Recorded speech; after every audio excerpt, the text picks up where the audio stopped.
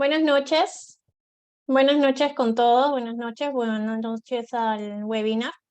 Vamos a esperar un momentito más para que puedan ingresar los demás participantes para que puedan tener este webinar, ¿no? Acerca de la importancia de la auditoría forense y la ciberseguridad en empresas mineras. En breve vamos a iniciar el webinar. Les pido su atención. Y también al finalizar, comentarles que les vamos a entregar un certificado, así que les pido que se puedan quedar hasta el final de este webinar. En breves minutos vamos a comenzar.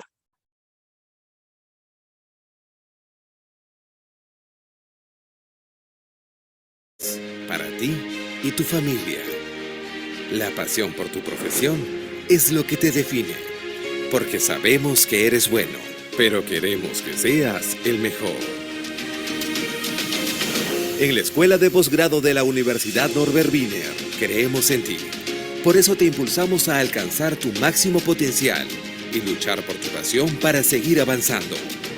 Somos parte del grupo Wiener Carrión y hace más de 50 años impulsamos una experiencia educativa que trasciende en nuestro país. En nuestra escuela de posgrado contamos con más de 12 años de experiencia, brindando así una formación integral en salud, criminalística, educación, gestión pública, investigación, derecho e innovación.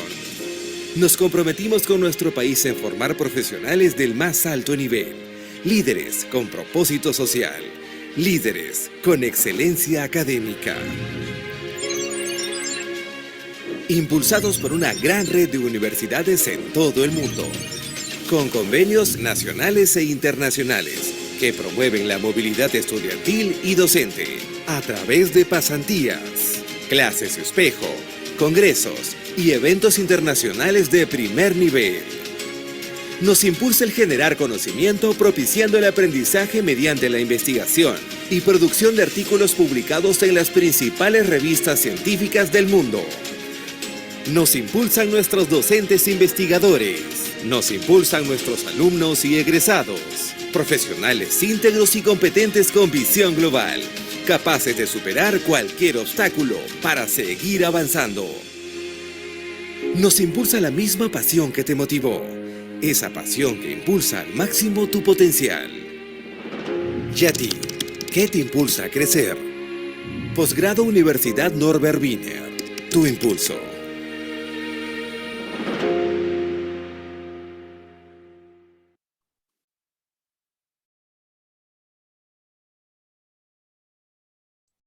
Gracias César por el video. Bueno, bienvenidos a todos a este webinar. Les saluda Karen Torres, asesora educativa de la Escuela de Posgrado de la Universidad Norbert Wiener. Esta noche tenemos el webinar acerca de la importancia de la auditoría forense y la ciberseguridad en empresas mineras, en empresas comerciales y en el sector público, ¿no?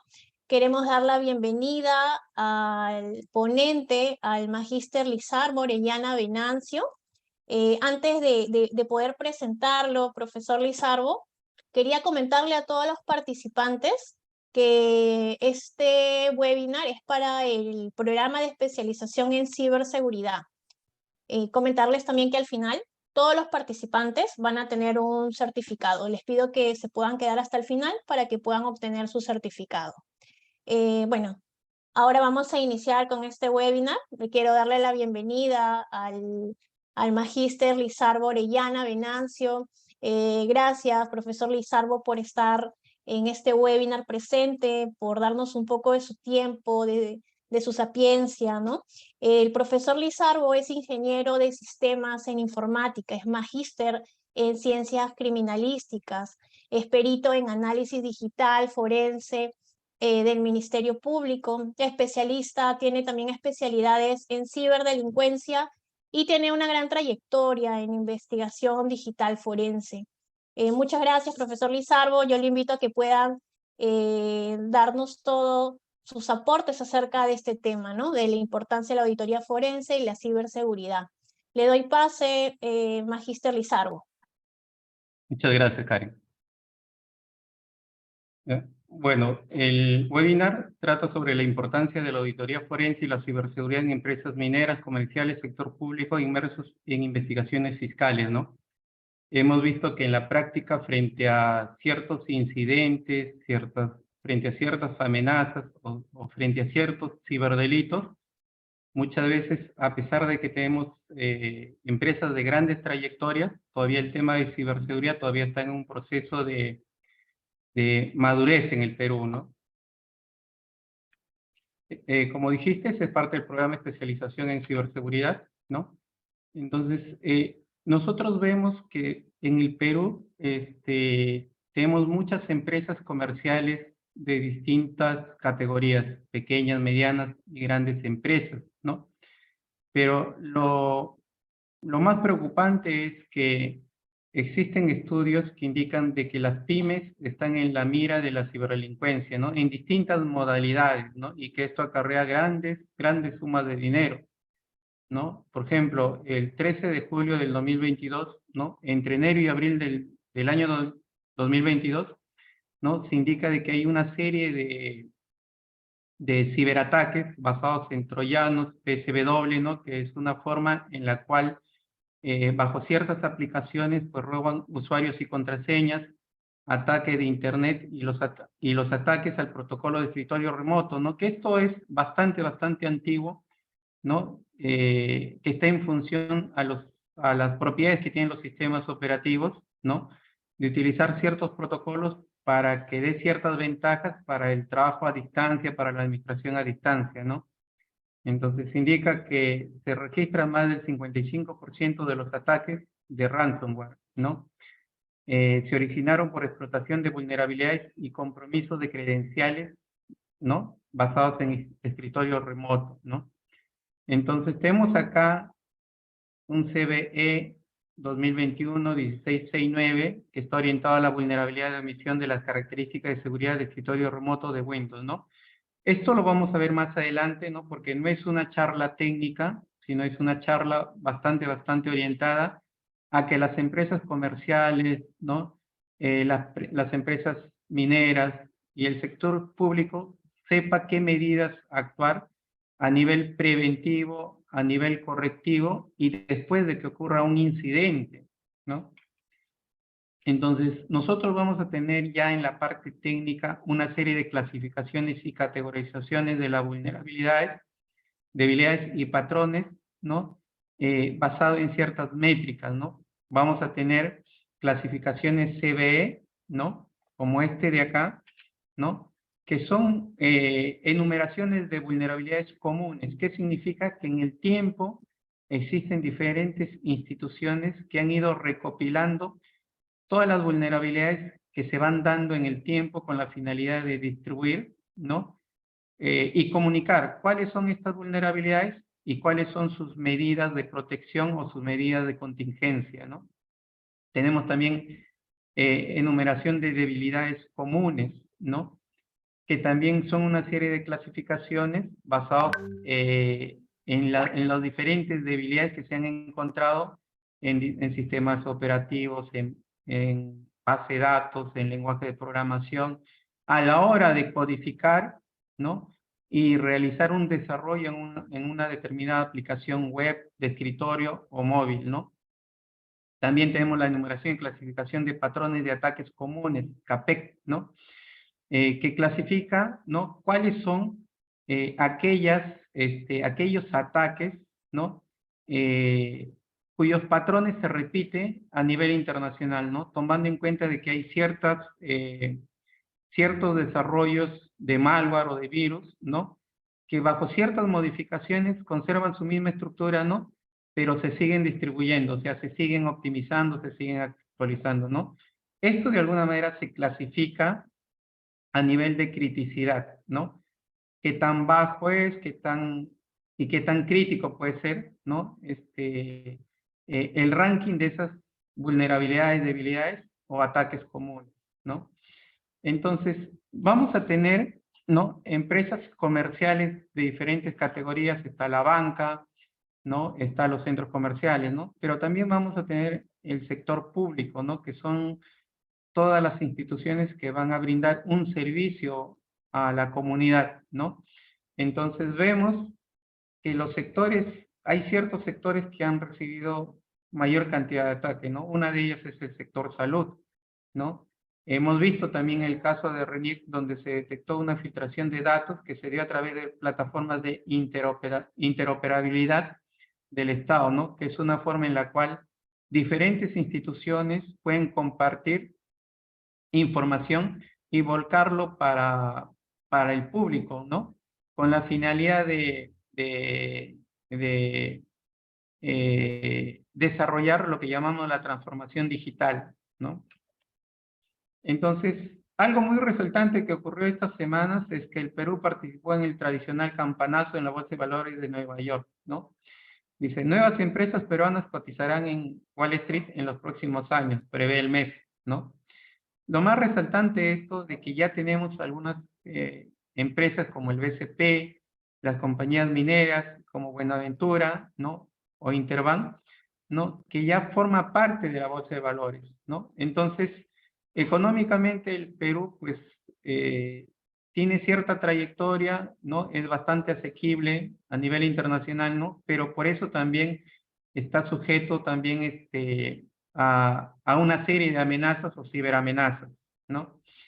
Entonces vamos a tener empresas mineras que son las empresas que potencian de alguna manera el desarrollo peruano a nivel nacional y a nivel internacional, ¿no? Entonces, vemos que las empresas mineras, ¿no? Es uno de los sectores, ¿no? Que tiene un porcentaje de ataque, ¿no? Pero lo más interesante es que estas empresas llegan a pagar un promedio de 2 millones por un rescate de información, ¿no? ¿No? ¿Por qué? Porque el tiempo de una empresa minera que puede estar paralizada tiene un alto costo de operación, tiene un alto costo de mantenimiento, ¿no? Entonces, en la práctica, frente a un ataque, ¿no? Se ve de que hay un alto índice de que la empresa va a pagar un rescate, ¿no? Frente a un determinado ataque, ¿no? Entonces dice, minería bajo alerta por ciberataques, una realidad marcada por rescates millonarios, ¿no? Es real, ¿no? Es la actualidad, ¿no? Entonces, tenemos acá, ¿no? Cierta información, ¿no? Bitdefender en su institución, ¿no? Que está en el tema de antivirus, dice, agosto de 2022, el sector de minería junto a gobierno y salud tienen el 62% de ciberataques, ¿no? Siendo el 17% orientado a las mineras, ¿no? Que son las que suelen pagar rescate, ¿no?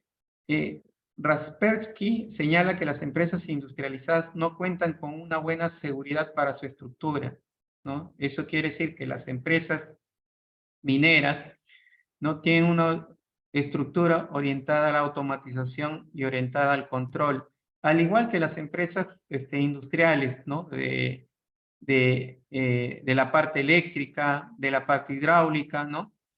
Dice, el phishing es el ciberataque más común que afecta a este sector, utilizando como vector el correo electrónico para la distribución de virus, troyanos y gusanos. El ransomware es uno de los ataques que más se ve, lo que puede posibilitar dejar de tener, ¿no? O dejar de operar de la empresa minera, ¿no? Entonces, vemos que las empresas comerciales, ciertas empresas públicas, ¿no? Y las mineras, ¿no? Hoy en día utilizan tecnología orientada a lo que es automatización y control, ¿no? Lo que es común es el ataque a equipos de cómputo, a sistemas de redes tradicionales, a servidores, ¿no?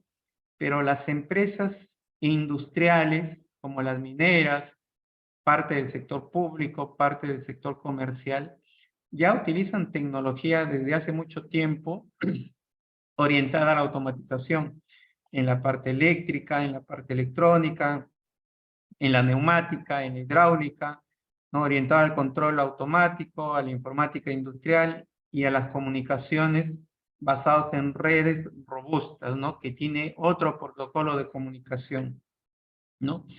Y vemos que esos equipos de de programación, ¿no? Denominados PLCs, controladores lógicos programables, ¿no? Internamente trabajan como una computadora, ¿no? Tienen una memoria, tienen una unidad de control, ¿no? Tienen ciertos componentes adicionales, ¿no? Para trabajar a alta potencia, que es su característica principal, ¿no? Pero su diseño arquitectónico es similar a una computadora. O sea, eso es muy importante entenderlo,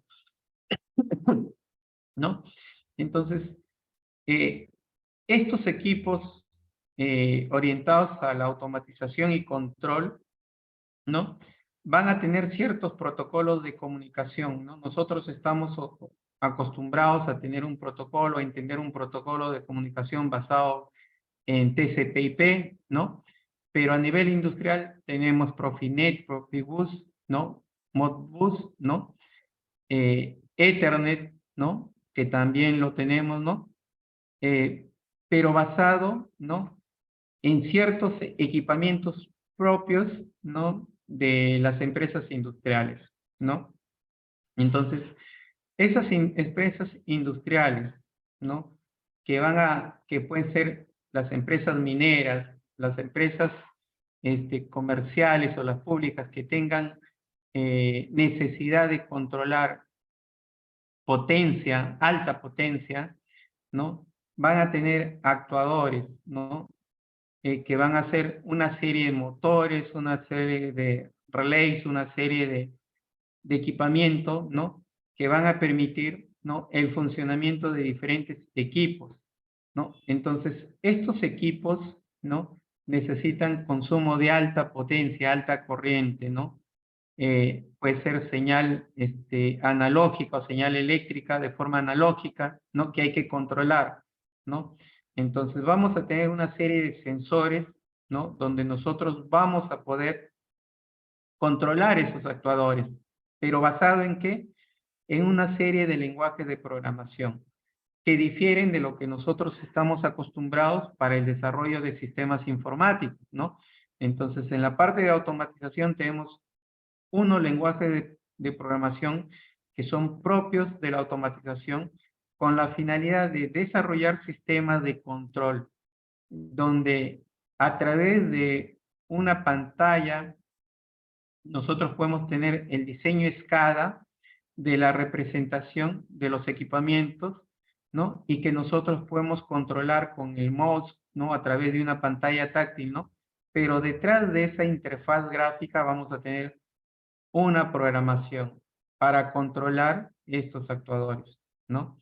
Entonces vemos que la evolución tecnológica, ¿no? Desde las industrias 1.0, 2.0, 3.0 y actualmente la 4.0, ¿no? Es lo que permite la interconectividad. ¿Qué significa? Que todos los dispositivos conversen. Esto es muy bueno porque acelera el proceso de desarrollo, acelera el proceso de automatización, acelera el proceso de control, ¿no? Es negativo, ¿por qué? Porque las puertas, ¿no? Por donde pueden acceder los ciberdelincuentes, los ciberatacantes, pues se amplía, ¿no? Entonces vamos a tener hoy día temas de Internet en la nube, temas de inteligencia artificial, machine learning, realidad aumentada, una serie de tecnologías que se van adaptando a las diferentes instituciones de diferentes maneras, ¿no? Entonces, ese avance de la tecnología va a la par con el avance también del hardware, ¿no? Hoy en día las industrias, ¿no? A través de ese avance del hardware, ¿no? Permite una industrialización en la cual ya estamos viendo temas de mejoras para el bienestar, ¿no? Social basado de repente en la movilidad a través de trenes eléctricos. Tenemos brazos industriales que permiten la automatización o la fabricación en serie de diferentes equipos como los automóviles, ¿no? Entre otros, ¿no? Entonces, detrás de toda esa tecnología nosotros vamos a tener dos tipos de señales analógicas y señales digitales. Las señales analógicas son las que son difíciles de controlar, ¿no? Entonces vamos a tener señales analógicas del tamaño de un estadio que nos van a permitir la comunicación o la transmisión de la señal eléctrica, la comunicación en AM, FM, ¿no? HF o VHF, entre otras, ¿no? Vamos a tener esas señales analógicas en la banda de frecuencia de los infrarrojos, ¿no? De la luz visible, del ultravioleta, de las rayos X, rayos gamma, ¿no? Que son las radiaciones ionizantes que pueden perjudicar al ser humano, ¿no? Pero el hombre ha aprendido a utilizar toda esta tecnología, ¿no? En la industrialización, ¿no? Entonces, a través de una serie de equipamientos, a través de una serie de software, de hardware, ¿no? Permite control, ¿no? Y luego la distribución, la comunicación y el control, ¿no? Independientemente a un lugar de desarrollo, ¿no? Por ejemplo, tenemos diferentes tipos de redes, ¿no? Desde Bluetooth, Wi-Fi, ¿no? LAN, ¿no? Y lo que son las tecnologías móviles. Cada una de ellas aportando bienestar y cada una de ellas aportando ciertas brechas de ciberseguridad, ¿no? Entonces, hoy en día vamos a tener empresas públicas, empresas comerciales, vamos a tener mineras, ¿no? Que van a tener un misionamiento. El misionamiento es la razón de ser de esa institución y es el activo más importante de la institución, ¿no? No voy a hablar de activos críticos porque en el Perú ya están clasificados una serie de instituciones como activos críticos que frente a su paralización puede hacer que nuestro país, ¿no? Entre en conflicto, ¿no? Estoy hablando que una minera, ¿no? Que una determinada empresa comercial, que una empresa pública tiene un misionamiento. RENIEC, su misionamiento está orientado al DNI, ¿no? Entonces, todo lo que corra a través de brindar ese servicio, ¿no? Del DNI, ¿no? Y también ese servicio para diferentes instituciones como las notarías que van a acceder, ¿no? A esos datos, ¿no? Esos procesos misionales, ¿no? Son lo que más va a llamar la atención a un ciberatacante, a un ciberdelincuente, ¿no? Porque es el punto neurálgico de cada institución. Comento esto, ¿no? Porque cuando hablamos nosotros de ciberseguridad, nosotros tenemos que clasificar esos activos y de acuerdo a su nivel de importancia, tener ciertas medidas de protección, ¿no?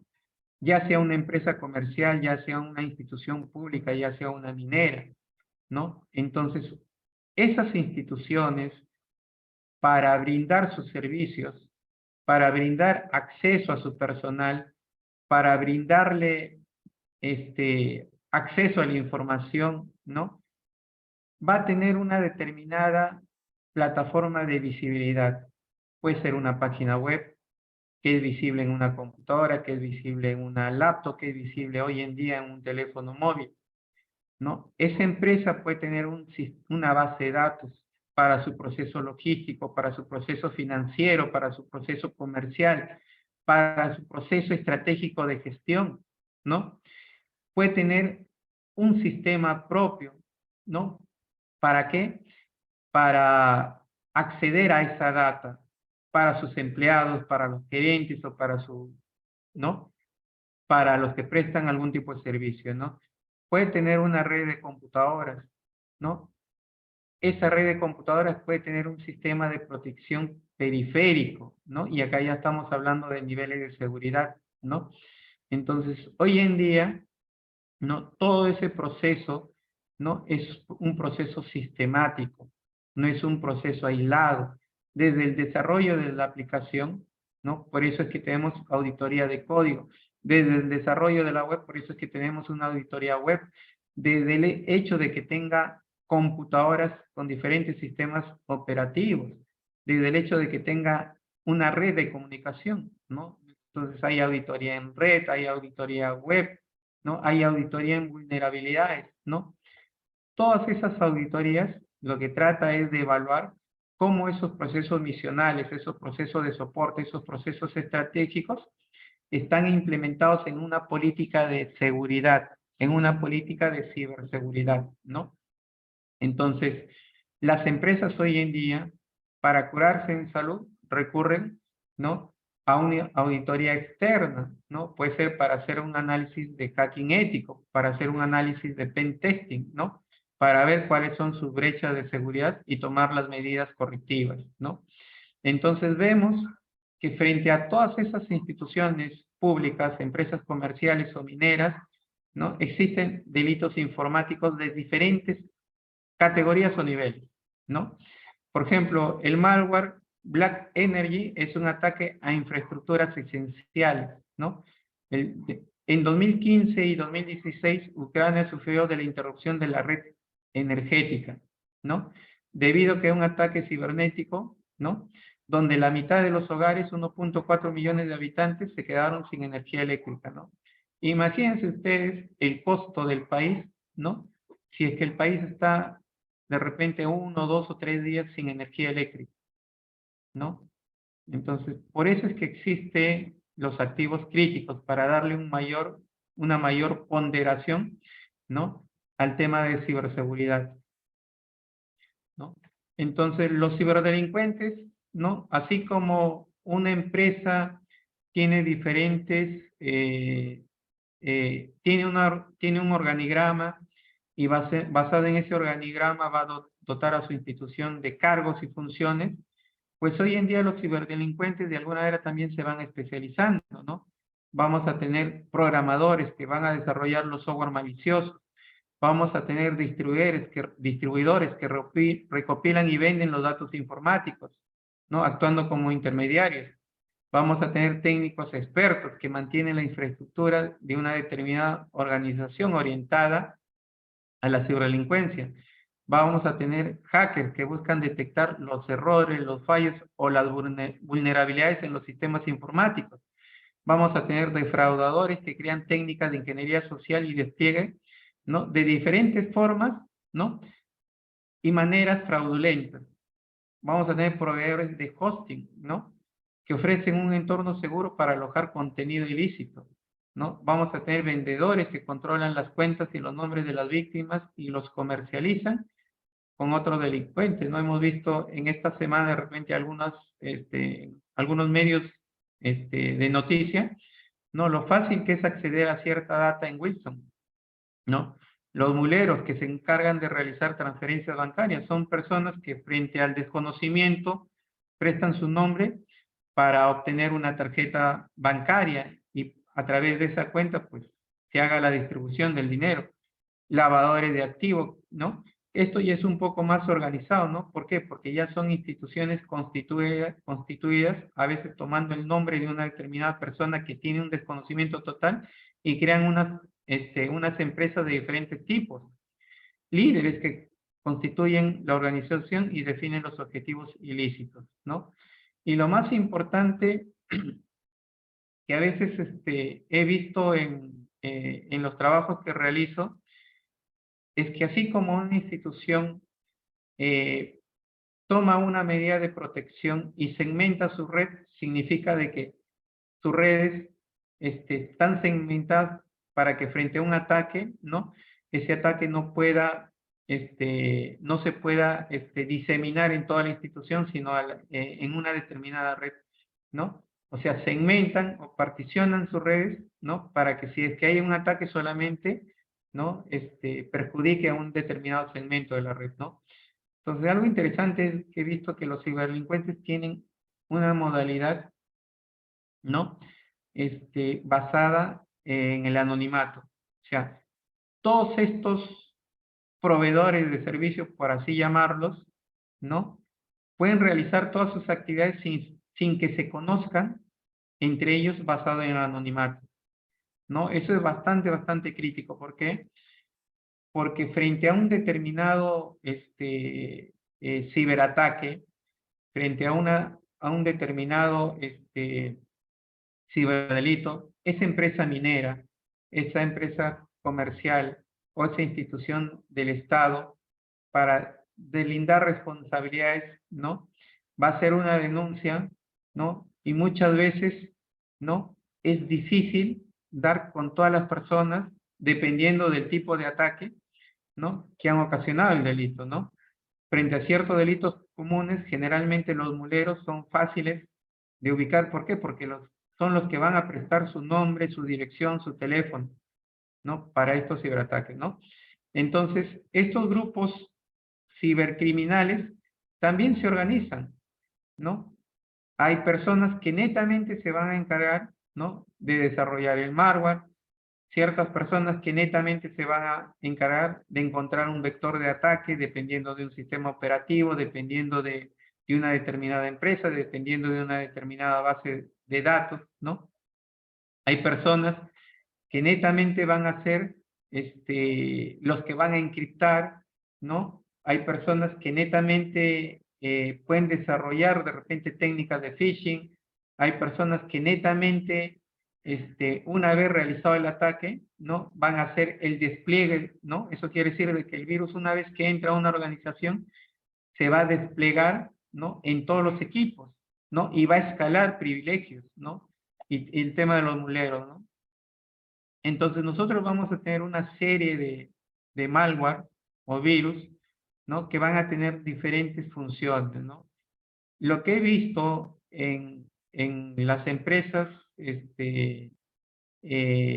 medianas, pequeñas y grandes, ¿no?, en las mineras, ¿no?, en mayor medida son temas de ransomware, ¿no? ¿Por qué? Porque el ransomware puede atacar, ¿no?, al documento de la institución, a las aplicaciones de la institución, a los programas de la institución, a la base de datos de la institución, ¿no? Y va a depender bastante de cómo es que ha sido desarrollado ese ransomware, ¿no? Entonces vamos a tener una serie de malware o virus que van a hacer una determinada función, ¿no? Frente a todo esto, ¿qué hacer? ¿No? Algo muy importante es que actualmente existen estándares de ciberseguridad, ¿no? Y esos estándares de ciberseguridad basados en algunas ISO, basados en algunos marcos de referencia como el NIST, ¿no?, o la ISO 27001, la 27002, entre otras, ¿no?, siguen ciertos procedimientos bastante interesantes, ¿no? Entonces, ¿qué hacer? ¿No? Depende de la organización, ¿no? Depende de sus procesos misionarios, ¿no? Algo muy importante y muy recomendable es que muchas veces he visto que para la implementación de una política una política de calidad en la ISO 9000, ¿no?, muchas veces se replica una serie de formatos, se adecua a la institución, ¿no? Una vez que se hace todo el plan de inducción, se hace todo el plan de mejora, todo el proceso administrativo, ¿no?, todo el flujo de cómo es que la organización funciona, ¿no?, los planes de auditoría, ¿no?, interna, externa, hasta el tema de la certificación, ¿no? Muchas veces se emplea plantillas que se adaptan a la institución, ¿no? Y muchas veces en un proceso de auditoría es válido hacer un proceso estadístico. ¿Qué significa? Pues ir a ciertos sectores para hacerle un proceso auditable puntual, ¿no? Pero en ciberseguridad es complicado, ¿no? En ciberseguridad, la brecha más pequeña es la puerta de entrada a una amenaza, ¿no? Así se trabaja en ciberseguridad, ¿no? Es como tener, ¿no? Siempre me gustó la analogía de la muralla china, ¿no? Es inmensa, impenetrable de un lado a otro, ¿no? Pero si nosotros le ponemos una pequeña puerta, ¿no?, toda esa fortaleza pierde valor, ¿no? Y esa es la analogía en ciberseguridad. Entonces, uno debe clasificar esos procesos misionales, darle el nivel de criticidad y también debe evaluar cuáles son los procesos de soporte, los procesos estadísticos, ¿no? Y luego planificar, ¿no? ¿Cuáles son los objetivos de seguridad? ¿Cuáles son los recursos con lo que se cuenta? ¿Cómo es que se va a comunicar, ¿no?, previo al proceso, durante el proceso y después del proceso, ¿no?, para la implementación de las políticas de seguridad, ¿no? Cómo hacer esos procesos, esas actividades, ¿no? Verificar, ¿no? Medir, ¿no? Realizar los procesos de auditoría hasta actuar y tomar las medidas correctivas, ¿no? Esto que está basado en el ciclo de Deming, ¿no? También se sigue dentro del proceso, ¿no? De la ciberseguridad, ¿no? Entonces, esas empresas comerciales, esas instituciones públicas, esas mineras, ¿no? Hoy en día, ¿no? Tienen diferentes formas, ¿no? De adecuar sus procesos de ciberseguridad, ¿no? Una de ellas es el estándar, ¿no? La 27001 ISO, ¿no? Tenemos también el NIS, ¿no? Es bastante interesante, ¿no? Porque dentro del NIS, ¿no? Tenemos las funciones de identificar, ¿no? Proteger, detectar, responder y recuperar, ¿no? ¿Qué identificamos? ¿No? Los activos. ¿Y cuáles son los activos? ¿No? Son los medios, ¿no? Son los documentos, son el hardware o el software de la institución, ¿no? Que pueden ser sujetos a diferentes amenazas, vulnerabilidades, pueden estar sujetas a ciertas debilidades, ¿no? El ambiente de negocio, la gobernanza, la evaluación de riesgos, la estrategia de gestión de riesgos, la gestión de riesgos de la cadena de suministro, ¿no? Para la continuidad del negocio, ¿no? Entonces, es interesante, ¿no? Porque el NIS agrupó estas funciones, ¿no? Para identificar dentro del proceso de inicio, ¿no? De la implementación de políticas de ciberseguridad, ¿no? ¿Qué proteger, ¿no? ¿Qué detectar? ¿Cómo responder? Y cómo actuar, ¿no? Para la continuidad del negocio, ¿no? Que es la recuperación, ¿no? Lo interesante es que este framework o este marco de trabajo ya está integrado en la ISO 27001 en la última versión del 2022, ¿no? Me pareció bastante interesante, ¿no? Entonces, el nivel de implementación depende, ¿no? De los objetivos de la institución, ¿no? ¿Cuáles son los objetivos de la institución comercial, de esa institución pública o de esa minera, ¿no? Se desea hacer una implementación parcial, se desea hacer una implementación basada en riesgo informático. Eso quiere decir de que una vez clasificado todos los activos de la institución y darle las prioridades, asumir los riesgos, ¿no? Y desarrollar su SOA, que es el documento de aplicabilidad, para ver cuáles son los criterios que va a ser inherente a la institución, ¿no? Pues de repente no hay los medios económicos, ¿no? Entonces va a tener una serie de riesgos, ¿no? Que va a tener que contemplar, ¿no? Repetible o adaptativos son otros niveles de implementación, ¿no? Entonces tenemos la ISO 27001, ¿no? Que es la seguridad de la información, ciberseguridad y protección de la privacidad, ¿no? Y está orientado a los sistemas de gestión de la seguridad de la información, ¿no? Basado en los requisitos. Mientras que la 27002 está basado en los controles, ¿no? Esto es muy importante, ¿no? Entonces, de nuevo, tenemos acá el ciclo de Deming, ¿no? Una forma en la cual se puede implementar y tener una mejora continua, ¿no? Porque esto no es que se implemente y termine ahí, ¿no? Sino que es una mejora constante, un proceso de auditoría constante, ¿no? Entonces, tenemos una serie de actividades que se hacen en la planificación, en el proceso de las actividades a realizar, en los procesos de actividades a chequear, ¿no? Y actuar frente a ciertas incidencias o incidentes, ¿no? Entonces, por ejemplo, esto de acá son los controles, ¿no? De la 27002, ¿no? De la versión 2013, ¿no? Son 114 controles agrupados en 14 dominios, ¿no? De forma general voy a mencionar algunos. Por ejemplo, tenemos políticas de seguridad, aspectos organizativos de la seguridad de la información, seguridad ligada a los recursos humanos, la gestión de activos, el control de acceso, el cifrado, seguridad física y ambiental, seguridad en la operatividad, la gestión de las telecomunicaciones, adquisición, desarrollo y mantenimiento de los sistemas informáticos, relación con los suministradores, gestión de incidentes, aspecto de la seguridad de la información en la gestión de la continuidad del negocio y lo que es basado en el cumplimiento, ¿no? Todos estos controles en la versión 2022, algunos de ellos se han agrupado y hay otros, ¿no? Que son nuevos para implementar, ¿no? Por ejemplo, ¿no? Vamos a tener nosotros, ¿no? 4 áreas temáticas, ¿no?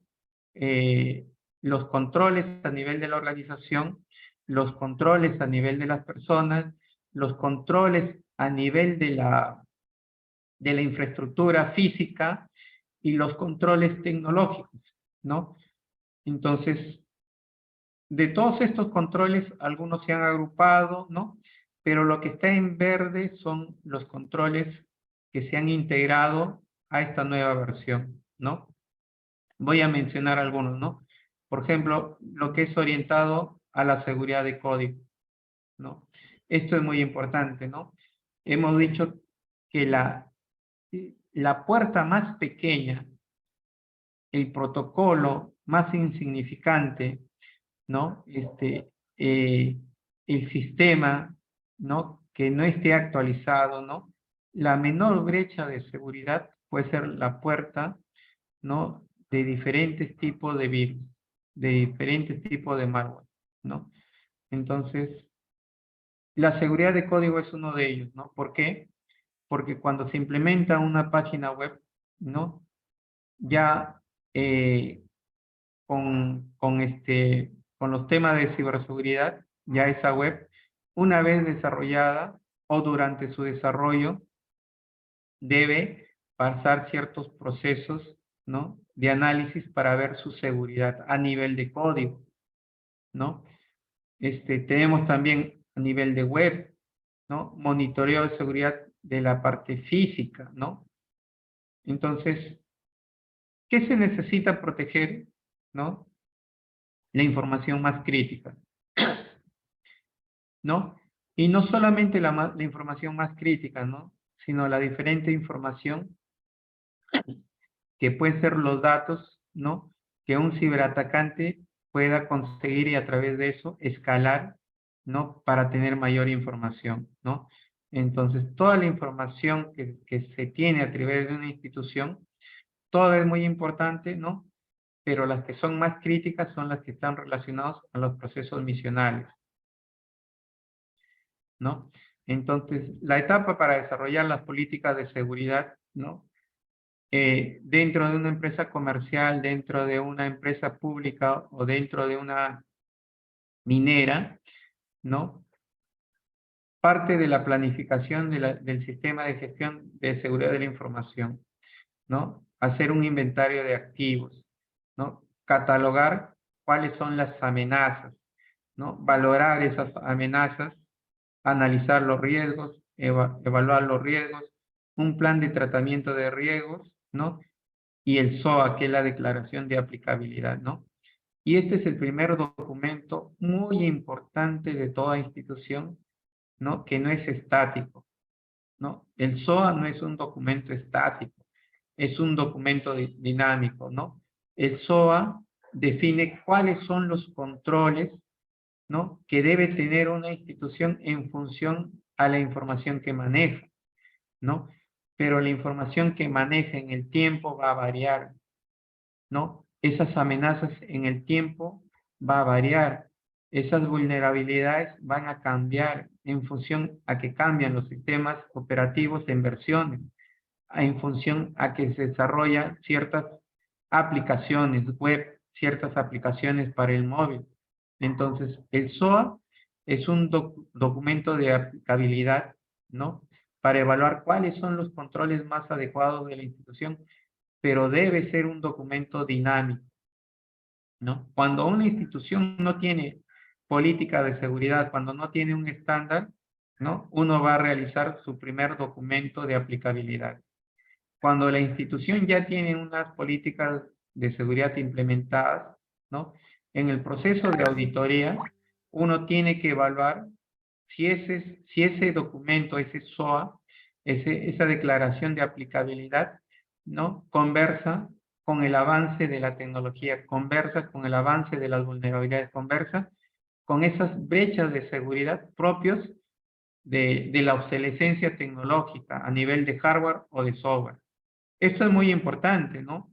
Porque el nivel de obsolescencia es, ¿no? Que un hardware, ¿no? Un router, ¿no? Que hoy en día es seguro, ¿no? Dentro de un año no sabemos si le han encontrado ciertas brechas de seguridad. Ese software que hemos testeado, que se ha desarrollado a nivel de código que es seguro, no sabemos si dentro de un año, ¿no? No tiene ciertas brechas de seguridad, ¿no? Entonces eso es muy importante, ¿no? Entonces, en la nueva versión de la 27001 vamos a tener 93 controles, se tienen que identificar los activos, se tiene que identificar las amenazas, los riesgos, las vulnerabilidades, se tiene que valorar, se tiene que gestionar los riesgos, se tiene que evaluar, ¿no? Cómo esos riesgos van a ser aceptados, transferidos, mitigados, ¿no? O se van a evitar, ¿no? ¿Para qué? Para ver cuáles son los controles, ¿no? Que van a aplicar a mi institución, a la minera, a la empresa comercial, ¿no? A la empresa, ¿no? Pública, ¿no? Esto es muy importante, ¿no? Entonces, ¿no? Vamos a tener diferentes estándares de seguridad que se integran. Por ejemplo, acá tenemos una que está relacionada a gestión de riesgos, ¿no? Donde frente a los diferentes servicios prestados, frente a la disponibilidad del activo que afecta a la operación, frente a la disponibilidad del activo que puede afectar la imagen, frente a la disponibilidad del activo que puede afectar el cumplimiento de las obligaciones, nosotros vamos a tener ciertos riesgos, mínimos, medios, graves o catastróficos, ¿no? Y esto es muy importante, ¿por qué? Porque esa minera, esa empresa comercial, esa institución del Estado tiene ciertas obligaciones, ¿no? Prestar un servicio, ¿no? Entonces, ¿qué pasaría si, se me ocurre, ¿no? Si SUNAT deja de prestar sus servicios por un mes, ¿no? ¿Será un riesgo mínimo, medio, grave o catastrófico? Pues catastrófico, ¿no? Porque está atacando al corazón, a la razón de ser, al proceso misional de la institución, ¿no? ¿Qué pasaría, ¿no? Si los servicios que brinda una empresa minera, ¿no? Se paralicen, ¿no? Es catastrófico, ¿no? ¿Qué pasaría, ¿no? Si la disponibilidad del activo afecta a la operación, ¿no? De repente tenemos no sé, pues una faja transportadora que va a recolectar todo ese mineral de la minera, va a hacer todo su proceso a través de una chancadora, va a hacer el proceso de selección, ¿no? Y recibe un ciberataque donde los sensores de temperatura dejan de perder su condición de sensor, ¿no? Entonces, se puede producir temas bastante críticos, ¿no? Entonces, hay niveles que pueden ser catastróficos, ¿no? ¿Qué pasa si hay un ciberataque que afecte la operación administrativa de la minera? ¿No? Puede ser grave, ¿no? Pero la minera sigue trabajando, sigue cumpliendo su razón de ser misional, ¿no? Indisponibilidad del activo afecta a la imagen, ¿no? Imagínense que un banco, el banco de crédito, ¿no? O imagínense un centro comercial, Saga, ¿no? O Metro, o Ripley, ¿no? ¿No? Dejan de prestar ciertos servicios por un día, ¿no? ¿Cómo puede afectar esa imagen, ¿no? Sus obligaciones, ¿no? ¿Qué significa acá, no? De que todas las instituciones, esa minera, ese centro comercial, esa institución del Estado, tiene compromisos y obligaciones, pagar remuneración, ¿no? Firmar un convenio, firmar una adenda, ¿no? Hacer un proceso de licitación, entregar un bien, entregar un producto, recibir un producto. Entonces, esas obligaciones de la institución, si no se dan, ¿cómo lo afecta? Económicamente, a nivel de imagen, ¿no? Entonces, ¿cómo proteger? ¿No? A través de una buena evaluación, ¿no? De controles, ¿no? Implementar políticas de seguridad, ¿no? Hoy en día a nivel internacional, ¿no? Muchas instituciones, si bien es cierto, el estándar es la 27001, la 27002, muchas instituciones hacen un mix, ¿no? Integran muchos marcos de seguridad, ¿no? Y la adecuan de acuerdo a sus procesos misionales, ¿no? Por ejemplo, vamos a tener banca, vamos a tener mineras, vamos a tener empresas de repente orientadas a la parte energética, ¿no? Entonces, por ejemplo, acá solamente he querido, ¿no? Plasmar un control, ¿no? El 8.22 que tiene que ver con la segregación de redes, ¿no? Que es la forma como una empresa que tiene una infraestructura, ¿no? Un acceso a Internet, donde tiene router, pueden tener infraestructura perimetrales de protección, hardware y software de protección, ¿no? Pero acá la segregación de redes indican de que es una forma de proteger los tres pilares de la ciberseguridad: la integridad, la disponibilidad y la confidencialidad de la información, ¿no? Entonces, ¿qué problemas puede tener una red, ¿no? Una intrusión inicial, ¿no? A través de phishing, ¿no? A través del robo de credenciales, a través de acceso al sistema, ¿no? Una vez que ingresan a la institución, ¿no? Si la institución no tiene una segmentación correcta, ¿no? Ese virus, ese malware, se va a distribuir a toda la institución, ¿no? Movimiento lateral en toda la red, ¿qué significa? Entra el malware, entra el virus, ¿no? Independientemente al sistema operativo, ¿no? Independientemente a la base de datos, ¿no? Puede haber un movimiento lateral en toda la red, ¿no? Y puede estar sujeto a un ataque de ransomware, ¿no?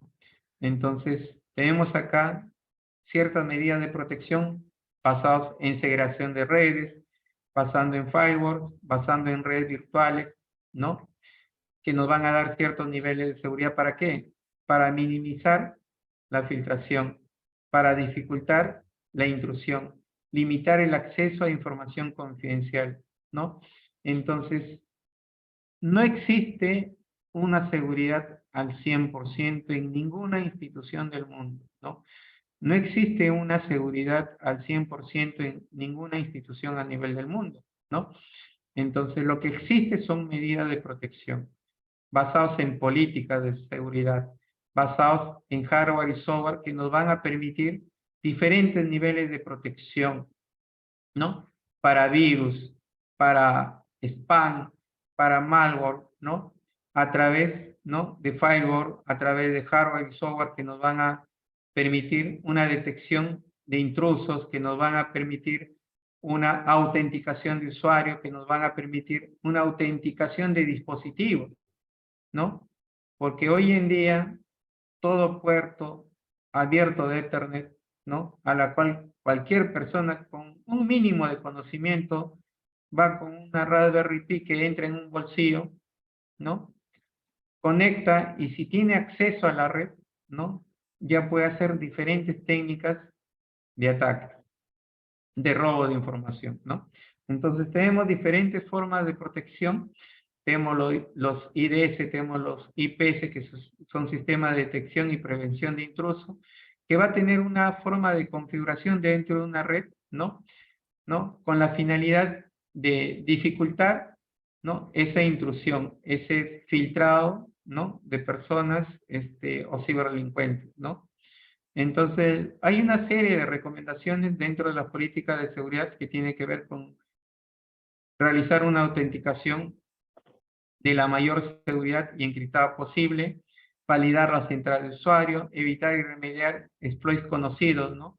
Que son las formas como un determinado esta aplicación puede estar sujeto a ser explotada, ¿no? Entonces, ¿qué ciberseguridad? Son acciones estratégicas, ¿no? ¿Por qué yo le llamo estratégica? ¿No? Porque no hay una receta. Personalmente, para el que habla, no existe una receta, ¿no? Es un mix de conocimientos, ¿no? Que se dan para proteger los datos y sus diferentes formas de control, de transmisión, de recepción, de procesamiento, de almacenamiento, ¿no? Que no solamente está orientada a la data, ¿no? Lo que hoy nosotros conocemos son documentos, ¿no? Pero estamos viendo que las empresas industriales utilizan señales analógicas o digitales, ¿no? Entonces estamos hablando de datos, ¿no? Que pueden ser datos alfanuméricos, que pueden ser datos binarios, que pueden ser señales analógicas, que tienen una forma de controlar, una forma de transmitir, una forma de recepcionar, que tienen una forma de procesar. Entonces, lo que se protege, ¿no? Es la confidencialidad, ¿no? Cuando uno o más personas ganan acceso no autorizado a la información.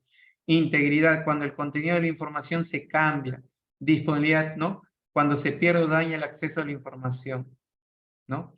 Entonces, tenemos ciertos conceptos que están orientados a la ciberseguridad, a la seguridad de datos, a la seguridad de Internet, seguridad de las aplicaciones, ciberprotección, delitos informáticos, ¿no? Protección de infraestructuras críticas, ¿no? Entonces, tomar las medidas de seguridad, ¿no? E implementar políticas de seguridad a través de un sistema de gestión de seguridad de la información, ¿qué beneficios trae para esa minera? Mejora en su reputación, mejora en su credibilidad, ¿no? ¿Qué beneficios trae para esa empresa comercial? ¿No? Mayor confianza en sus clientes. ¿Qué beneficio trae para esa empresa pública? Mayor credibilidad, mayor seguridad, ¿no? Entonces, cuando se implementan los sistemas de gestión de seguridad de la información, ¿no? Se van a dar bajo ciertos parámetros, ¿no? Una de ellas es que existen auditorías de primera parte orientada a evaluar que esas políticas, ¿no? Que se han implementado, pues cumplan su función. Auditoría de segunda parte donde un proveedor, ¿no? De alguna manera, ¿no? Va a intervenir en el proceso de auditoría, ¿no? Y de tercera parte está orientada al tema de certificación, ¿no?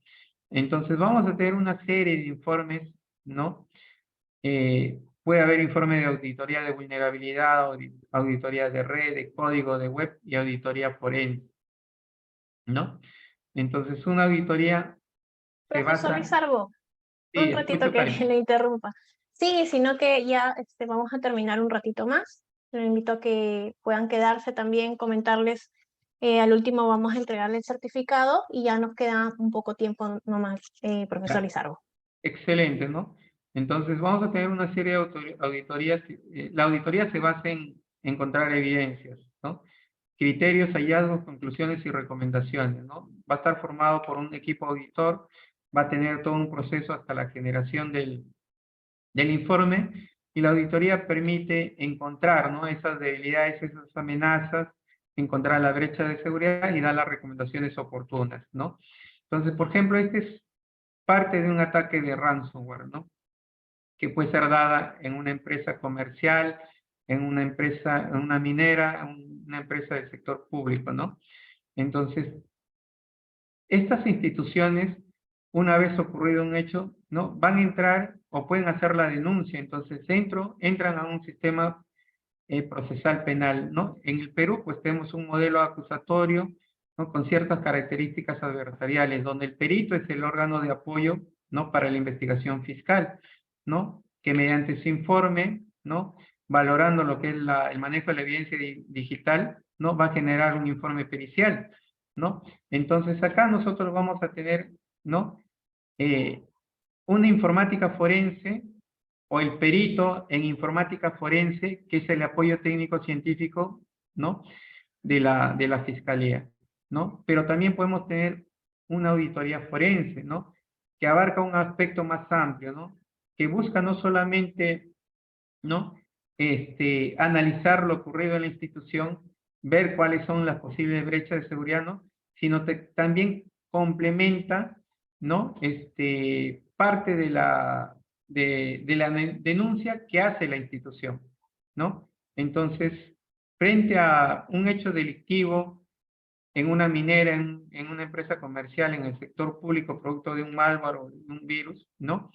Va a haber una afectación legal orientada a las responsabilidades, al compromiso, a la obligación, basado en la seguridad informática. Entonces, estas instituciones, una vez realizada la denuncia, ¿no? Deben contemplar ciertas medidas de protección. Primero, la evidencia digital, ¿no? Debe aislarse, pero no debe destruirse. ¿Por qué? Porque es parte del análisis, ¿no?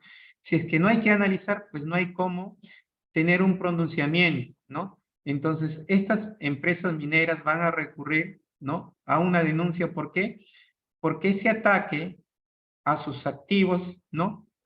Va en contra de sus obligaciones, sus compromisos o sus responsabilidades. Entonces necesita, ¿no? Un informe dentro del proceso de investigación, ¿no? Que diga, ¿no? Que realmente ha sido un ataque, ¿no? Y esto es bastante crítico, ¿no? Y termino con, ¿no? Con la siguiente frase, ¿no?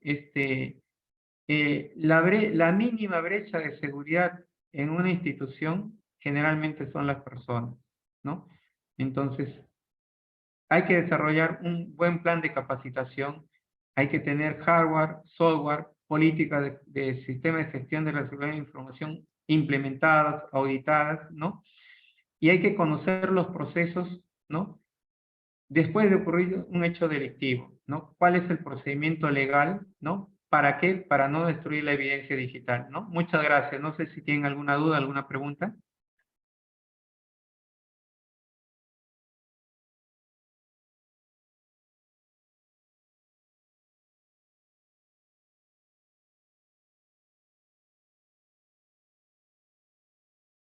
Karen, ¿me escuchas? Sí, profesor. Sí, me Gracias, parece que profesor. no hay ninguna pregunta. A ver, con todos los participantes, ¿tendrán de repente alguna pregunta que quieran hacer al Magíster Lizarbo para que puedan comentarlo tal vez aquí en el chat? Por el chat. Por el chat. Bueno. Sí, si gustas puedes hablarlo, Tito. Coméntanos. Ok, buenas noches. La consulta es, en caso, bueno, que miren, el tema de infección por ransomware se puede dar a través de una computadora foránea o del entorno de trabajo, o en algunos casos pueden ingresar al servidor y lo pueden activar desde ese punto. ¿Y cuál es el procedimiento para detectar de dónde proviene el ransomware? Ya, un ataque de ransomware se llama vectores de ataque, ¿no? Hay diferentes vectores de ataque, ¿no? Puede ser un correo electrónico, puede ser un archivo infectado, puede ser una brecha de seguridad en el sistema operativo, pueden ser ciertos protocolos a nivel de hardware abierto. Hay diferentes vectores de ataque, ¿no? Inclusive lo que es ingeniería social, ¿no? Donde a veces a través de las personas que cuelgan en cierta información en sus redes sociales, el ciberatacante a veces opta por lo más sencillo, lo más fácil, ¿no? Tratar de enviar un correo bastante amistoso, conociendo el perfil de la persona, haciéndose pasar de repente por un contacto, ¿no? Y manda un archivo con una carga maliciosa. Ahora, ¿cómo es que se puede detectar el ransomware? Depende, ¿no? Lo más importante es que todo ransomware, una vez que entra a una determinada institución, a un determinado equipo, puede estar mucho tiempo ahí, ¿no? Tratando de escalar privilegios, tratando de bloquear el antivirus de la máquina, tratando de entender su entorno, ¿no? Depende de los objetivos de los atacantes, ¿no? Generalmente en las empresas mineras, en las empresas comerciales, de gran tamaño en las instituciones públicas, ¿no? O tienen una empresa donde tercerizan su sistema de seguridad, eso quiere decir que el hardware de protección perimetral lo tienen ellos a nivel de control, ¿no? Muchas veces en la práctica, ¿no? Se dan cuenta a través del tráfico anómalo. ¿Qué significa, no? Que el ransomware tiene dos características, ¿no? Encripta la data o secuestra la información. Si encripta la data, ¿no? Está sujeto a un pedido de rescate para darle, ¿no? La forma de desencriptar esos archivos. Pero lo común es que adicionalmente secuestren la data. ¿Qué significa? Que esa información que usted tiene o que las instituciones tienen a nivel de servidores, a nivel de equipo de cómputo, a nivel de base de datos, ¿no? Se van a enviar a alguna computadora en algún lugar del mundo, ¿no? Entonces, ese tráfico anómalo en un horario de repente que no es un horario laboral, genera esas alertas, ¿no?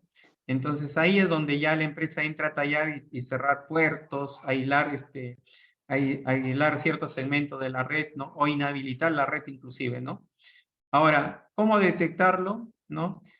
Acá es bien complejo, ¿no? Porque depende del ciberatacante, ¿no? Si es un atacante que ha hecho su ataque basado en...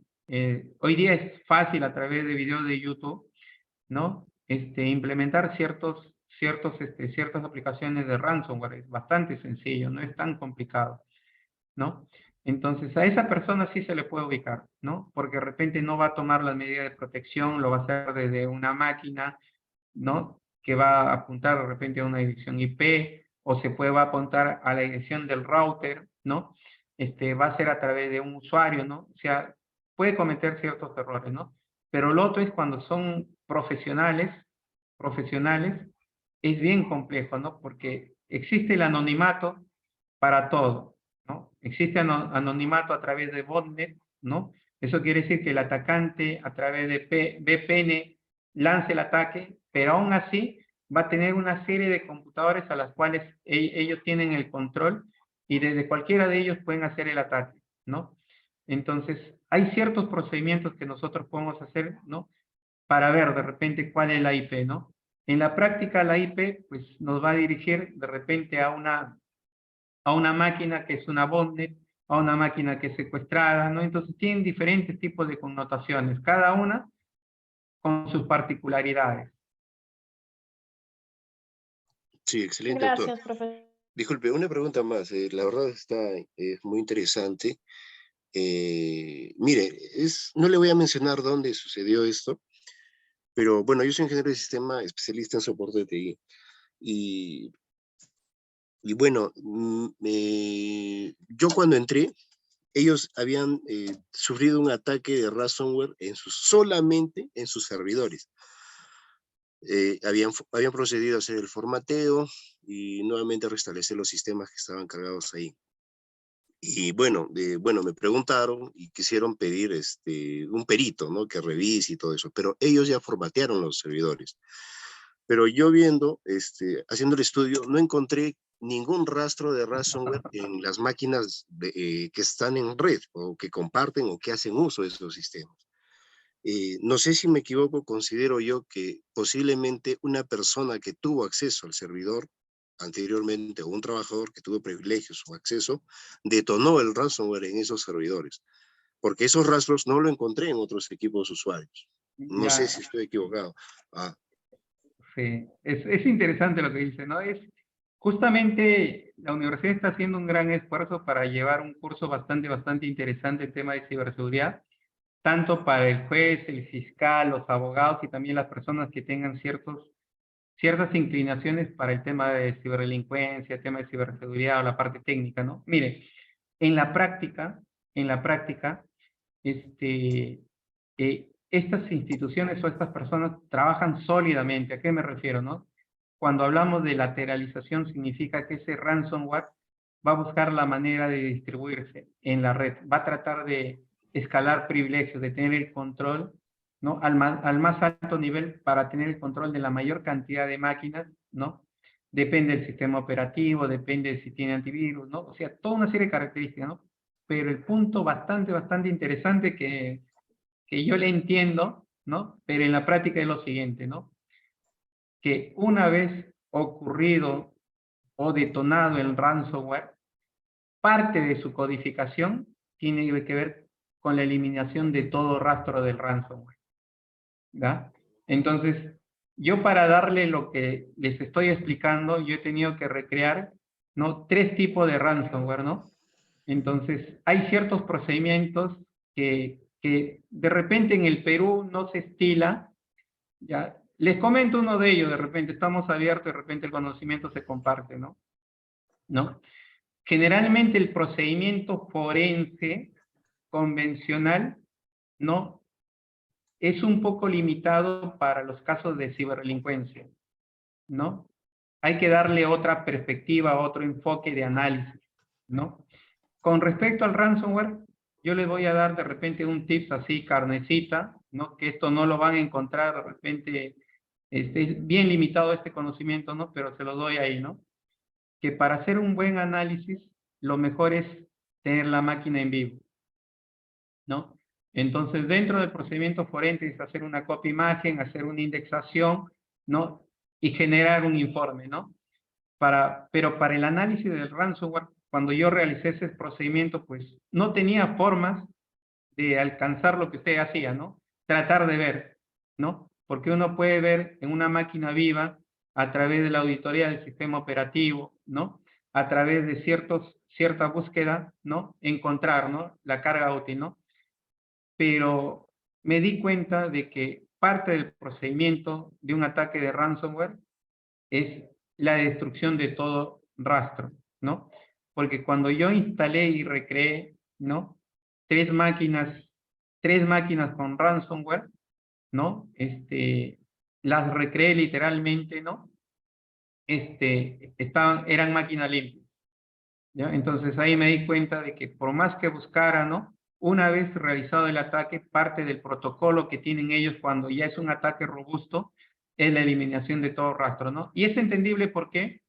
Porque existe una ingeniería inversa, que significa que uno puede decodificar un programa específico. Entonces, si uno encuentra la carga útil, uno puede hacer ingeniería inversa para entenderla, ¿no? Y encontrar de repente entre comillas, una vacuna para desencriptar la data, ¿no? Entonces, esa es la acción que toman los ciberatacantes.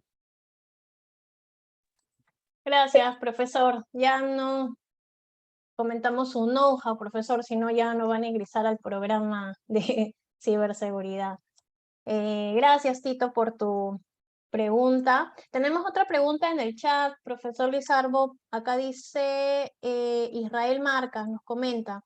Dice, ¿cómo se ubica en cualquier parte del mundo a un ciberdelincuente cuando vulneró una computadora con información financiera? Sí, ¿no? Es lo que le decía, ¿no? Es muy complejo, ¿no? Cuando uno realiza un ataque de su propia computadora con su usuario, ¿no? Hay ciertas formas de llegar, ¿no? Hasta el país, hasta el dominio, ¿no? El recurrir a los proveedores de servicio, ¿no? Hay una serie de medidas, ¿no? Pero cuando son atacantes profesionales, siempre van a recurrir al anonimato. ¿Qué significa, no? Uno puede crearse un correo inexistente, o sea, un correo. O sea, yo podría ahorita entrar a una web y crearme un correo, ¿no? Sin poner mi número telefónico, sin poner mi nombre. Lo otro es que yo podría de repente adueñarme de un correo electrónico existente de una persona y simplemente yo utilizarlo, ¿no? Puedo a través de redes seguras, ¿no? Realizar diferentes tipos de ataques. Puedo tener máquinas secuestradas y a través de una red de redes, atacar de una máquina que le pertenece a una persona y si llegan van a llegar a esa persona y no a mí, ¿no? Entonces, es muy complejo, ¿no? Cuando la persona que va a hacer el delito tiene un nivel bastante bueno en técnicas de ciberdelincuencia, ¿no?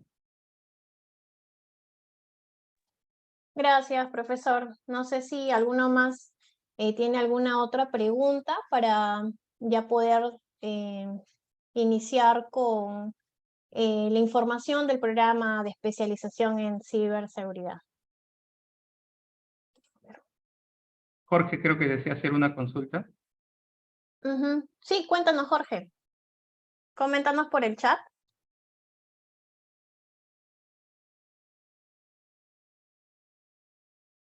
Con respecto a lo que dice Rosario, ¿todo puedo hacer? ¿Se puede identificar los delincuentes a través del IP de su computadora? Depende, ¿no? Hay IPs públicas, hay IPs privadas, ¿no? Y de nuevo, ¿no? Depende, ¿no? De cómo es que se haya realizado el ataque y de la forma como es que se haya anonimado el ciberatacante. Dice, quisiera hablar por... Sí, active su micro. Jorge Hernández. Jorge, a ver, coméntanos tu pregunta. Ahora sí. Profesor, buenas noches. Buenas noches, Karen. Buenas noches con todos. Profesor, una consulta. Mire, últimamente se ha estado viendo, por ejemplo, los ciberdelincuentes en ataques a las municipalidades. Sabemos que los SOA, los Harvard, todos los programas en sistemas son muy buenos y son buenos de acuerdo a la necesidad, se aplica a uno de ellos, ¿no? Pero, por ejemplo, si nosotros compramos un software y así nos cueste, bueno, los software, dependiendo la necesidad, tiene su valor, pero a la vez tenemos un soporte, que la mayoría son ingenieros de sistema. Yo soy ingeniero industrial, por ejemplo. ¿Cómo garantizar? Porque la verdad esto ya pasó, pero ¿cómo garantizar que mi software sea privado internamente? Supongamos, ¿cómo yo saber que mi personal lo está aplicando en otra institución, ya sea, no sé, privada, no sé, sector? ¿Cómo saber ello, no? Porque a veces es mortificante ya que ya ha pasado. Yo he visto mi software utilizado en otro y de acuerdo a mi necesidad, porque yo mismo lo he probado. Y yo digo, ¿de dónde salió ese software, no? ¿Cómo llegó a parar a esas manos? ¿No? Entonces, a veces también creo que me parece que el mismo personal es el que da la señal para que puedan ya, como ya tiene todos los conocimientos del software, puedan ingresar y ahí empezar pues a hacer sus cambios, ¿no? Eso, ¿cómo poder salvaguardar este programa, ¿no? Que es tan importante para cada entidad. Ahí hay dos conceptos muy importantes, ¿no? Número uno, de repente una recomendación con respecto al tema de ciberseguridad, ¿no? De que su desarrollo debe tener ciertos niveles de seguridad, debe ser testeado, ¿no? Porque si usted lo desarrolla de repente con una versión obsoleta de un lenguaje de programación, ¿no? Puede tener cierta brecha de seguridad, ¿no? Lo otro es lo que usted está hablando, es que a la hora de desarrollar un software para la parte comercial, ¿no? Generalmente cuando uno quiere licenciar, lo puede hacer a través de usuarios, cantidad de usuarios, o puede restringir también a nivel de máquinas, ¿no? Me refiero a que usted puede desarrollar en su software, ¿no? Ciertos privilegios para ser instalados en una determinada cantidad de máquinas y que esté amarrada a esa máquina, o que esté amarrada a un USB que solamente funciona, ¿no? Esa es la lógica, por ejemplo, de los software forenses, ¿no? Que un determinado software forense solamente funciona con una llave, ¿no? O sea, hay diferentes técnicas ya de seguridad, pero a nivel de desarrollo, ¿no? Ya de puesta en valor, ¿no? Para que usted se asegure de que a la institución donde usted le está ofreciendo sea la única institución que lo use, ¿no? Acá hay otro tema bastante interesante, ¿no? Por ejemplo, me tocó visitar Indecopy, ¿no? Y me sorprendí en lo siguiente, ¿no? Me decía, para evaluar si un software es pirata o no, hay que entregarle los códigos fuentes. Entonces, yo como informático forense, si quisiera evaluar un software, tendría que evaluar el código fuente del software pirata con el de usted.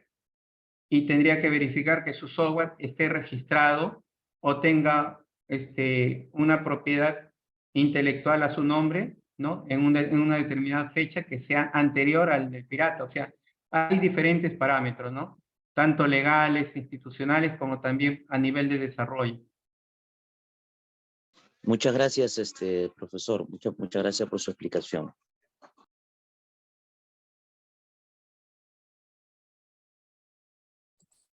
Gracias, profesor. Bueno, ya para terminar, a ver, acá hay la última consulta de Rosario. Nos comenta, ¿pueden hackear la información cuando se hace trabajo remoto por ENIDES?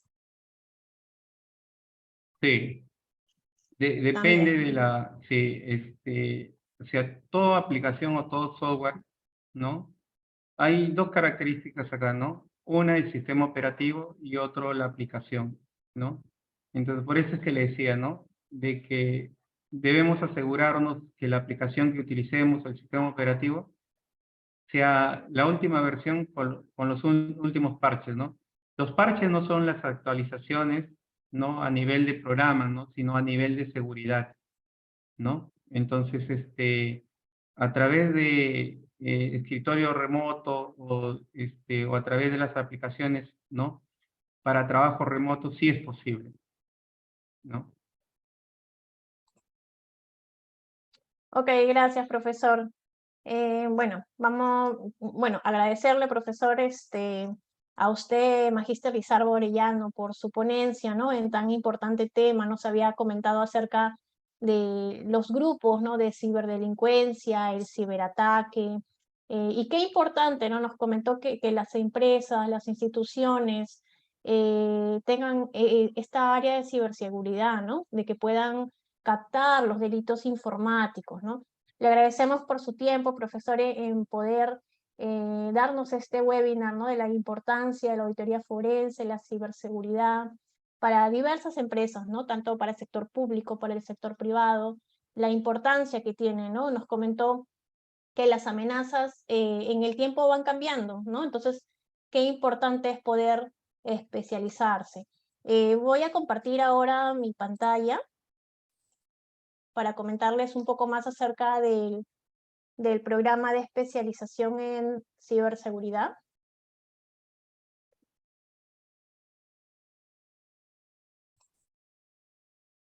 Ya. Listo, bueno, comentarles que la Escuela de Posgrado de la Universidad Norbert Wiener es una institución que ya tiene más de 13 años brindando preparación integral, ¿no? ¿Quiénes somos? La Escuela de Posgrado y la Universidad Norbert Wiener forma parte del grupo Wiener Carrión. Como Wiener tiene como 50 años de experiencia, ¿no? Como grupo. Y bueno, 13 años como escuela de posgrado, ¿no? Se imparte la preparación integral de diversas áreas, ¿no? Áreas como de salud, áreas de criminalística, de educación, de gestión pública, de investigación, de derecho e innovación. Entre algunos programas que tenemos programas en maestrías, en segundas especialidades, programas de especialización, diplomados, programas internacionales, pasantías internacionales, y también programas a medidas con instituciones de in-house. Nuestra propuesta de valor. Nosotros tenemos, bueno, más de 26 años de experiencia, como les comentaba, como universidad, 13 años como escuela de posgrado, con diferentes áreas. Tenemos también docentes calificados que están también en el área y a la vez son docentes. Tenemos la certificación y reconocimiento, ¿no? Recibimos el licenciamiento institucional por la SUNEDU y el certificado de calidad de ISO 9001. También tenemos diferentes convenios con alianzas. La Universidad Wiener, cabe mencionar que tiene una nueva alianza con ASU, con Sintana Education, ¿no? Que es Arizona State University, que es una red global de educación superior y que ha sido catalogada como la universidad número 1 en innovación en Estados Unidos. Entonces, hay un lazo importante también ahí, ¿no? Tenemos estos convenios internacionales, el networking, las alianzas estratégicas. Nuestra malla curricular es innovadora, tenemos planes de estudios desarrollados bajo un enfoque teórico, práctico, ¿no? Y también el enfoque humanista, ¿no? Que es la responsabilidad social, ¿no? La formación de profesionales íntegros en el servicio hacia la comunidad. También, bueno, ya ahora sí comentarles acerca del programa de especialización de ciberseguridad.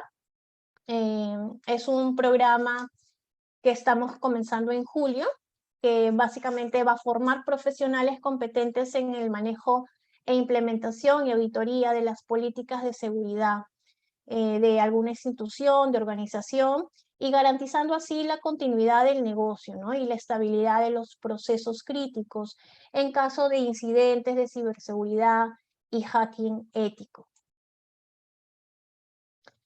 ¿Cuáles son las ventajas diferenciales?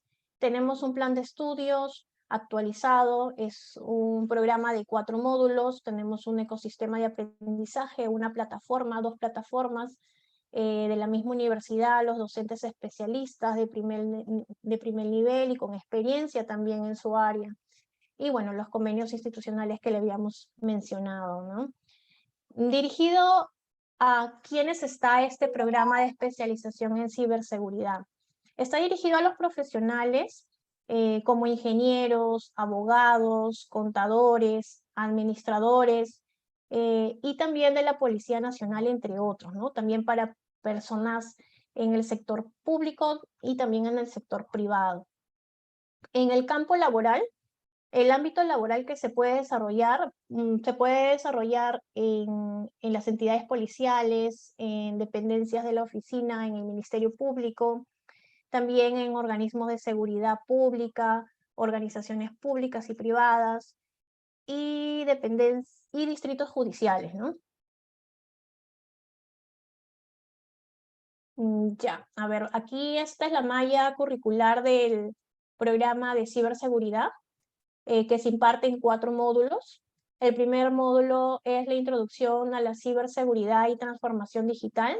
Aquí se va a tocar todos los temas de transformación digital, revolución industrial, todos los reglamentos y diseños de las políticas nacionales de transformación digital, la ISO 27032, y bueno, el framework del NIST. Como segundo módulo, tenemos todo lo que es la implementación de políticas de seguridad, todo lo que son los estándares, las definiciones, los alcances de las políticas de ciberseguridad, la identificación de activos y riesgos, también el ISO 27001, 27002 y la documentación de las políticas de seguridad.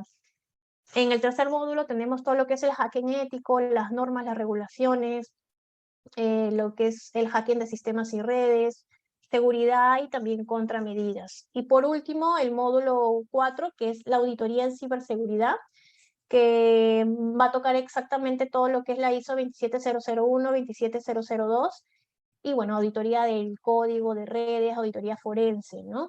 Entonces, esta es la malla curricular del programa de especialización en ciberseguridad.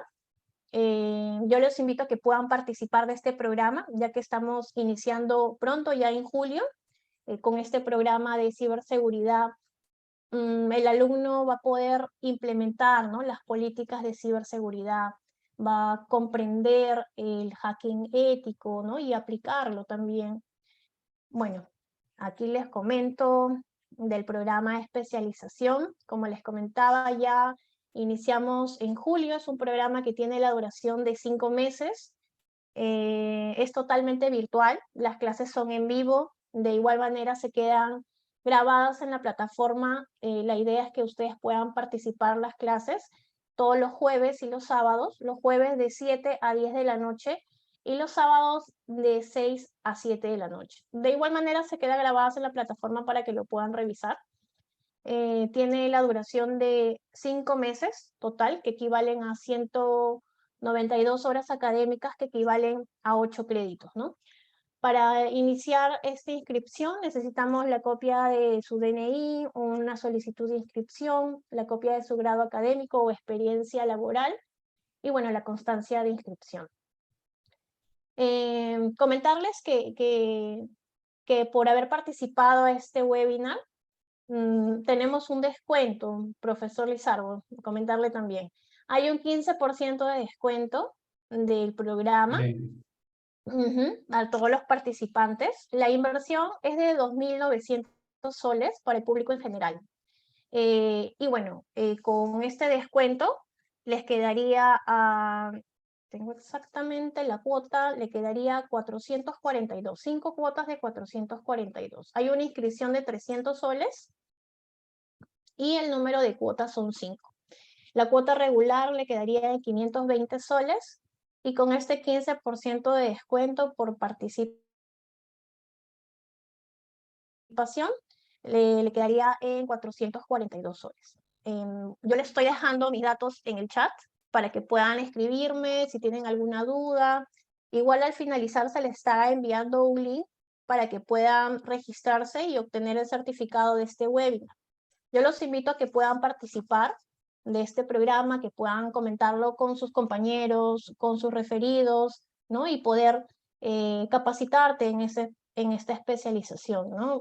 Una persona que desarrolla sus competencias profesionales son más valoradas, ¿no? En el mercado laboral. Y este es un programa totalmente virtual, las clases son en vivo y bueno, el mejor momento de invertir en educación es ahora. Yo le agradezco, profesor, por su ponencia, agradezco a todos los participantes que se han quedado hasta este momento. Yo sé que todos tienen de repente muchas cosas que hacer, pero qué importancia es poder tener, ¿no? Esta ponencia de usted acerca de esta importancia de la ciberseguridad. No sé, profesor Lizardo, si usted tiene alguna pregunta tal vez para poder ya terminar este webinar. Sí, comentarles, ¿no? Que cuando uno hace un análisis prospectivo, ¿no? Es importante ver cuál es el estado situacional a nivel profesional de su capacidad, competencia, ¿no? Y luego ver cuál es la ruta que van a seguir, ¿no? Lo único que les puedo decir es que hay demasiada deficiencia de personal en ciberseguridad en el Perú. Es demasiado, o sea, y los sueldos son bastante altos, ¿no? Entonces, ustedes saben que los primeros que llegan a especializarse son los que tienen mejores oportunidades laborales, ¿no?